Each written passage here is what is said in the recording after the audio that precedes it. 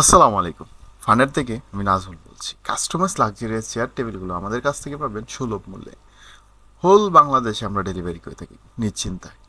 এছাড়াও আমাদের ডিসপ্লে সেন্টারগুলো এবং ফ্যাক্টরি ভিজিট করে আমাদের মালের কোয়ালিটি নিতে পারেন। কর্নারিং সোফা অথবা চেয়ার, যে কোনো ধরনের চেয়ার কাস্টমাইজ করে নিতে পারবেন আমাদের কাছ থেকে।